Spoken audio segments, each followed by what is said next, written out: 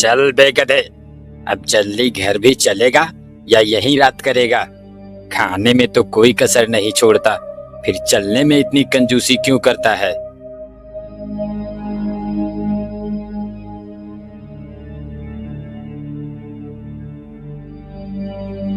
आह, आह, मर गया रे। इस धोबी ने तो कपड़े लाद लाद कर मेरा कचूमर निकाल दिया है।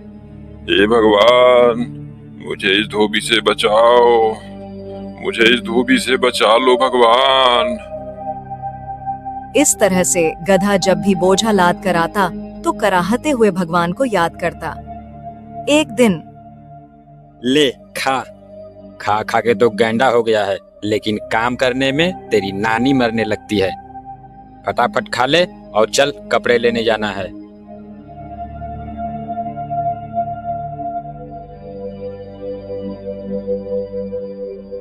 अब चलेगा भी या तेरे लिए डोली मंगाऊं? चल। आह, हे भगवान, मुझे इस धोबी से बचाओ। यह गधा रोज मुझे सच्चे मन से याद करता है। इसकी भक्ति ने मुझे प्रसन्न कर दिया। अब मुझे इसको दर्शन देना चाहिए। ऐसा सोच भगवान उस गधे के सामने प्रकट हुए। मैं तुमसे बहुत प्रसन्न हूं गधा, कहो क्या बात है?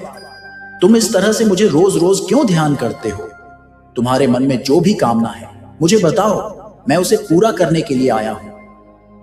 हाँ, ये कौन आ गया भगवान बनकर? भगवान तो ये हो नहीं सकते। ये जरूर उस धोबी की ही चाल है। ये वही है जो मुझे भगवान बनकर ठगना चाहता है। अरे क्या सोच रहे हो गधे? मांगो, क्या मांगते हो? मैं सोच रहा हूँ प्रभु कि मैं आप जैसा नहीं हूँ। गधा हूँ पर मूर्ख नहीं हूँ।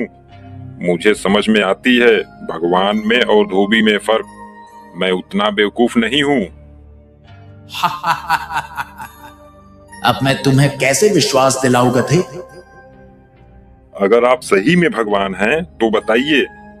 सभी जानवरों के तो सींग है, मेरे सींग क्यों नहीं है? तुम्हारा सींग मेरे पास है, ये देखो। मेरा सींग आपके पास है? इसका मतलब आप सच में भगवान हैं। हाँ गधे, मैं सच में भगवान हूँ। तब एक बात बताइए भगवान, सब तो मुझे गधा समझते ही हैं, क्या आप भी मुझे गधा ही समझते हैं? अरे नहीं नहीं, तुम तो गधेराज हो। गधे ने जैसे ही यह सुना वह खुश हो गया।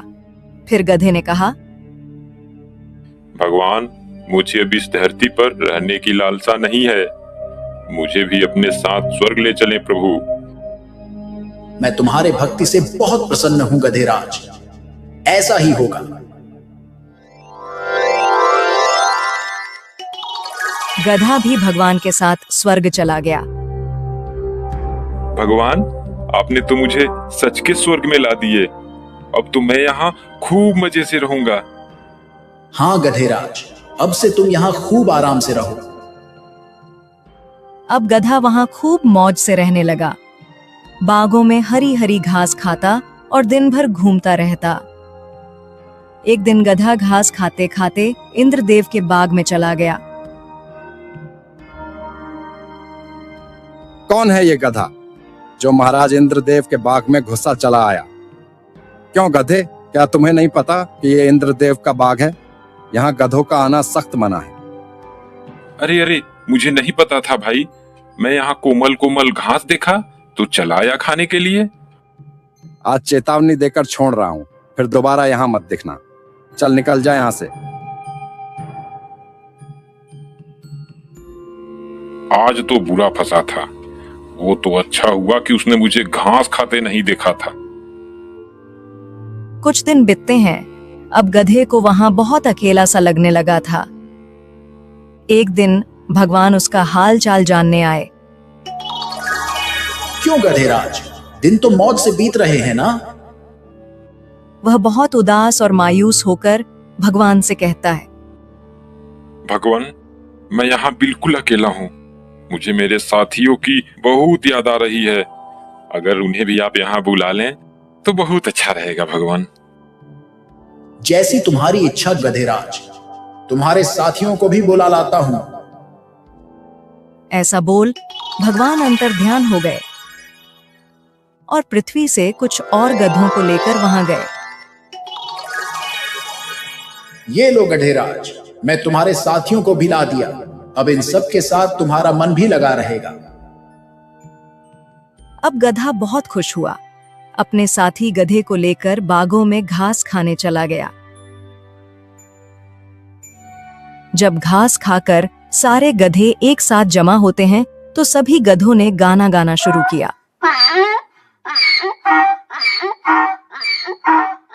सभी गधों ने अपने आवाज से पूरे स्वर्ग को संगीतमय बना दिया। जब उसकी आवाज से स्वर्ग की शांति भंग होने लगी तो भगवान वहां आए। ये तुम क्या कर रहे हो गधेराज? तुम्हारे कारण स्वर्ग की शांति भंग हो रही है। हम तो गाना गा रहे हैं भगवान। हमारे गाने से मन को शांति मिलती है भगवान। लेकिन गधेराज, यह धरती नहीं स्वर्ग है और यहाँ आपकी यह ढेचू ढेचू की आवाज नहीं चलेगी। यहाँ रहना है तो तुम्हें अपनी आवाज पर अंकुश लगाना होगा। भगवान, तब तो ये सरासर जास्ती हुई। क्या हमें बोलने का अधिकार नहीं मिलेगा? फिर मैं अपने सुरीली आवाजें किसको सुनाऊंगा? गधेराज, तुम्हारे आवाजों से हमारे ध्यानों में विघ्न पड़ रही है। ये हमारी आखिरी चेतावनी समझो और इस पर अमल करो। भगवान, अगर ऐसी बात है तो मुझे नहीं रहना है यहाँ। हमें हमारे धरती पर भेज दो। वहाँ हम लोग कम से कम आजादी से बोल तो सकते हैं। जैसी तुम्हारी इच्छा गधेराज। जब तुम्हारी इच्छा धरती पर ही जाने को है तो इसमें मैं क्या कर सकता हूँ? चलो, मैं तुम्हें धरती पर भेज देता हूँ। गधे ने जब धरती पर जाने की बात सुनी तो वह खुशी से झूमने लगा। तभी चल उठ जा गधे, कब से लगातार चिल्लाया जा रहा है, हैं? न जाने दिन में सोया सोया कौन सा सपना देखता रहता है। गधा घबरा कर उठता है। हाँ, क्या मैं ये सब सपने में देख रहा था? अब चल जल्दी से खाना खत्म कर और फिर कपड़ा लेने जाना है। और हाँ, दोबारा सो मत जाना। चलो, सपने में ही सही स्वर्ग के दर्शन तो हो गए, लेकिन मुझे स्वर्ग से अधिक प्यारी यह धरती ही है। अब से मैं इच्छा भर के सबको अपने गाने तो सुना सकता हूँ। एक दिन भाई वाह, आज तो हरी हरी घास खाकर मजा आ गया। मेरा पेट तो भर ही चुका है।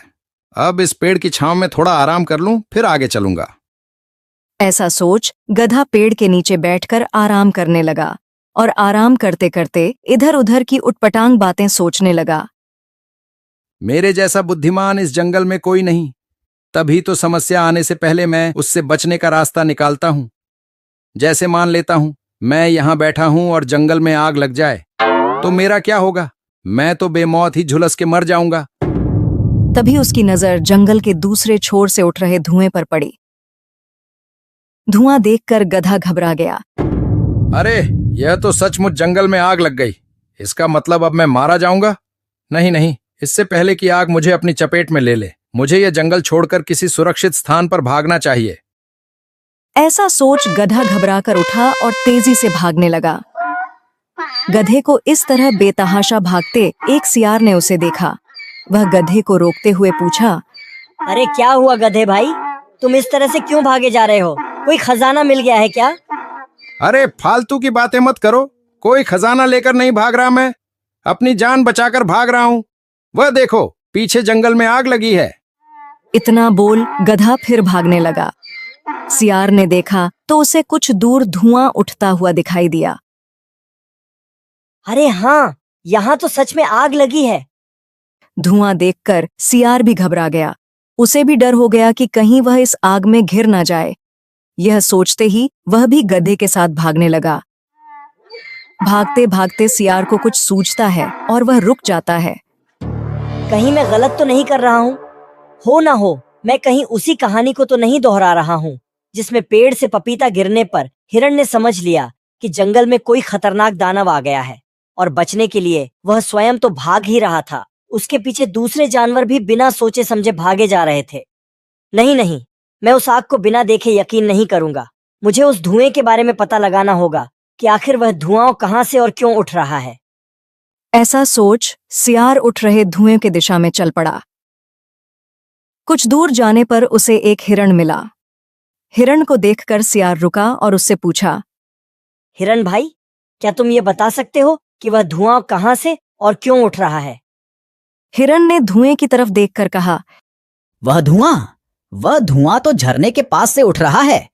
झरनों के किनारे खरगोश, लोमड़ी, बंदर और हम चारों दोस्त पिकनिक मना रहे हैं। हम लोग वहीं आग जलाकर बाटी चोखा बना रहे हैं। लकड़ियां कम होने से मैं इधर लकड़ी लेने आया था, परंतु यह सब तुम क्यों पूछ रहे हो? मुझे उस धुएं से क्या मतलब हिरण भाई? वह तो अपना गधा भाई उस धुएं को देखकर डर गया और इधर से दौड़ते हुए जा रहा था। उसे लगा कि शायद जंगल में आग लग गई। वह अपनी जान बचाने के लिए भाग रहा था। अब तक तो वह न जाने कितनी दूर निकल गया होगा।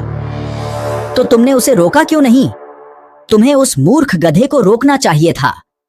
उसे रोकने की छोड़ो, एक पल के लिए तो मुझे भी उसने डरा ही दिया था। परंतु सियार भाई, यदि उसे नहीं रोका गया तो ऐसे भागते भागते सभी जानवरों को वह आतंकित करता जाएगा और जंगल में बिना मतलब की भगदड़ मच सकती है। हमें उसके पीछे जाना चाहिए और उसे रोककर सच्चाई बताना चाहिए। हाँ, तुम ठीक कह रहे हो हिरण भाई, हमें गधे को रोकना चाहिए। ऐसा बोल हिरण और सियार दोनों उसी दिशा की ओर दौड़े जिधर गधा भागते हुए गया था। काफी दूर जाने के बाद उन्हें गधा दिखा। बहुत जल्दी ये जंगल छोड़कर मेरे साथ भाग चलो, वरना आग को यहाँ आते देर नहीं लगेगी भाइयों। अगर अपनी जान बचाना चाहते हो तो भागो। कोई कहीं नहीं भागेगा, जंगल बिल्कुल सुरक्षित है। इस मूर्ख गधे की बात सुनकर तुम लोग भयभीत मत हो। जंगल में कहीं भी आग नहीं लगी है। हाँ भाइयों, हम वहीं से आ रहे हैं। मैं वहां झरने के किनारे अपने दोस्तों के साथ पिकनिक मना रहा था और उसी आग से उठ रहे धुएं को देखकर यह गधा समझ लिया कि जंगल में आग लगी है और यह बेवकूफ बिना सोच विचार किए भागने लगा। आग की वास्तविकता सुनकर गधा झेप गया और सभी जानवरों ने अब चैन की सांस ली। हिरण भाई, तुम्हारा यह काम बहुत सराहनीय है, जो समय पर आकर हमें घटने की सही जानकारी दी, वरना आग की खबर सुनकर हमारी तो सांसें ही रुक गई थीं। मुझे माफ कर दो दोस्तों,